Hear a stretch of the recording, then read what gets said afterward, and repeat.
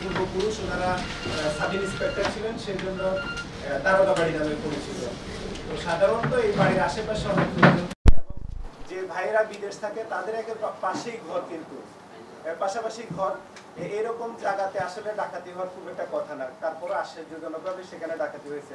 আপনারা জানেন যে ইতিপূর্বে জেলা পুলিশ বিভিন্নখানে ডাকাত ধরেছে, ডাকাতের অভিযানের জন্য আমরা অনেক বেশি সবসময় তৎপর থাকি। বাট এই সাম্প্রতিক সময়ে ওখানে একটা ডাকাতি হয়ে গেল। এর কয়েকদিন পরে পৌরসভা পৌর আওয়ামী লীগের সভাপতির বাড়িতে চুরির ঘটনা ঘটেছিল। আমরা এই অভিযানে নেমে আমরা গতকালকে 3 জন ডাকাতকে ধরি এবং এই 3 জন ডাকাত সরাসরি এই ঘটনার সাথে জড়িত ছিল।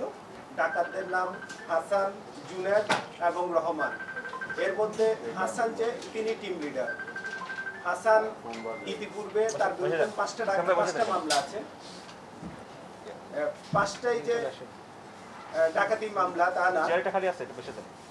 তো এর মধ্যে 2টোর মাদকের মামলা আছে, 2টো চুরির মামলা আছে, ইতিপূর্বে একটা ডাকাতি প্রস্তুতির মামলা আছে। হাসান অনেকদিন জেল খেটেছে, 3 মাস আগে বের হয়ে সেই মোটামুটি একটা নতুন করে একটা গ্রুপ তৈরি করেছে ওই এলাকাতে। তো তারা এই গ্রুপটা ধরার পরে যেটা আমাদেরকে জানিয়েছে, ডাকাতির ঘটনাটা স্বীকার করেছে। পাশাপাশি সেদিন পৌর আওয়ামী লীগের বাড়িতে যে চুরির চেষ্টা করেছে, আসলে ওই বাড়িতে তারা ঢুকতে পারেনি, চেষ্টা করছে। হয়তো ঘরের ভিতরে ঢুকলে সেটা ঘরের ভিতর মানুষ থাকলে, আপনারা জানেন যে ডাকাতি এবং চুরির মধ্যে একটা বেসিক পার্থক্য আছে। ঘরের ভিতর লোক থাকতে হবে, ভয়ভীতি দেখিয়ে তারপরে জোরপূর্বক প্রবেশ করতে হবে। সেদিন যে ঘরে তারা চুরি করেছিল সেই ঘরে আসলে কিছু পায়নি। বাট অন্য ঘরে যখন যেখানে মানুষ ছিল সেখানে যখন যাওয়ার চেষ্টা করে, ওদের একটা মোটরসাইকেল নিয়ে যেতে চেয়েছিল, তখন তারা জেগে যায় এবং পরবর্তীতে তারা সেখান থেকে পালিয়ে যায়। ওই ঘটনার সময় 2টো পাসপোর্ট এবং তাদের আইডি কার্ড সেটা পরে পাওয়া যায়, সেটা পুলিশ উদ্ধার করে। একটা মোবাইল নিয়ে গেছে, সেই মোবাইলটা এখন আমরা উদ্ধার করতে পারি না, সেটা নিয়ে তৎপর আছি। বাট ডাকাতি মামলার সাথে জড়িত যে সমস্ত আলামত সেগুলো আমরা পেয়েছি। কিছু স্বর্ণ বিক্রি করে ফেলছিল আমাদের মোগলা বাজারে এসে। মোগলা বাজারে দিলীপ কর্মকার নামে একজন কর্মকারের কাছে বিক্রি করেছে, উনাকে আমরা গ্রেপ্তার করেছি। উনাকে গ্রেপ্তার করার কারণটা হলো 2.5 ভরি স্বর্ণ উনি কিনেছেন মাত্র 96,000 টাকায়, এবং যাদের কাছ থেকে কিনেছেন উনি তাদেরকে চেনেন না। তো স্বাভাবিক কারণে একজন স্বর্ণ ব্যবসায়ী উনি যদি কাউ থেকে স্বর্ণ নেন এবং অপরিচিত লোকের কাছ থেকে উনি গহনা কিনছেন, ওনার এটা ভেরিফাই করা দরকার ছিল। আর যেখানে বাজারে এখন প্রতি ভরি স্বর্ণের দাম প্রায় 71-72,000 টাকা, সেখানে 2.5 ভরি স্বর্ণ উনি মাত্র 96,000 টাকা কিনেছেন। তো সেটা কোনোভাবে গ্রহণযোগ্য না। উনি অধিক লাভবানের উদ্দেশ্যে কিন্তু এটা কিনেছেন এবং অপরিচিত লোকজনের কাছ থেকে এরকম চোরাই মাল অল্প দামে কেনা হয়, এটা উনার নলেজে আমাদের মনে হয় ছিল। তো সেই জন্য উনাকে আমরা গ্রেপ্তার করেছি। তো আজকে এই জকিগঞ্জের বিষয়টা নিয়ে টোটাল সামারি হচ্ছে।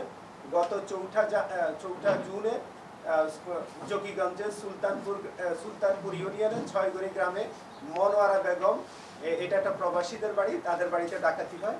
সেই ডাকাতির ঘটনায় আমরা গতকালকে 3 জন ডাকাতকে গ্রেপ্তার করি। তারা হলো হাসান, জুনেদ এবং রহমান। এই 3 জন, হাসান, জুনেদ এবং রমজান, এই 3 জন ডাকাতির সাথে সরাসরি জড়িত, এটা স্বীকার করেছে।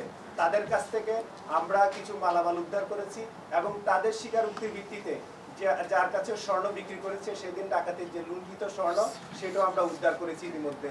এবং যিনি এই স্বর্ণটা জ্ঞাতসারে কিনেছেন, 2.5 ভরি স্বর্ণ 96,000 টাকায় কিনেছেন, তাকেও আমরা আইনের আওতায় নিয়ে আসি এবং সেই স্বর্ণটা উদ্ধার আছে। আর এই স্বর্ণের সাথে আপনারা দেখবেন যে তারা যে আলামতগুলো দিয়ে ঘরে ভেঙেছে এবং সেখান থেকে ঘরের থেকে মোবাইল চার্জার নিয়ে গেছিল, সেই চার্জারগুলো আমরা একটা বাড়ি থেকে উদ্ধার করেছি এবং কিছু টাকা আমরা উদ্ধার করেছি। আলামত হিসাবে এখানে ডিসপ্লে আছে, আপনারা দেখতে পাচ্ছেন। আর তারা জিজ্ঞাসাবাদে পৌর আওয়ামী লীগের সভাপতির বাড়িতে যে চুরিটা করেছে সেই চুরির সাথে সংশ্লিষ্টতার ঘটনা স্বীকার করেছে। আমরা আসামিদেরকে আজকে বিজ্ঞ আদালতে সোপর্দ করব, 164 এর জন্য করব এবং পাশাপাশি তাদেরকে ওই চুরির মামলাতে আমরা শোন অ্যারেস্ট করব। এটুকু আপনাদেরকে জানাতে চাচ্ছি।